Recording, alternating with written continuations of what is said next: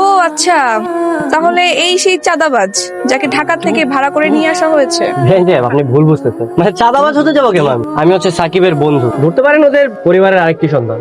আপনার পরিচয় আমি জানতে চাইনি, গেট ছাড়েন। আই সরো তো, ঢুকবো। হ্যাঁ, গেট তো ছাড়বই, তার আগে টাকাটা দিয়ে দেন। টাকাটা দিয়ে ভাইয়ের জন্য হানিকে নিয়ে যান। টাকা দেয়া হয়েছে, আপনার বন্ধু নেয়নি। আচ্ছা আরোহী, থাম না, আরো কিছু টাকা বাড়িয়ে দে, আমরা ভিতরে যাই। ঠিক আছে, ছোট লোক তো দিয়ে দে। আই নে 2000 টাকা, গেট ছাড়। 2000 টাকা মানে? বেন সাহেব, কই আগার তলার কই চকির তলা? হ্যাঁ, কই চাইলাম 1 লাখ টাকা আর কই 2000 টাকা?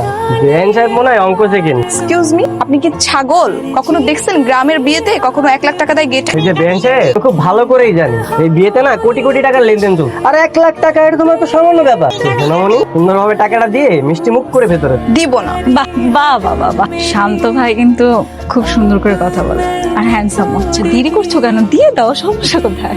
এই চুপ থাক তুই, বেয়াদব একটা ছেলে মানুষ দেখলে একদম গদগদ হয়ে যায়, দেখছো?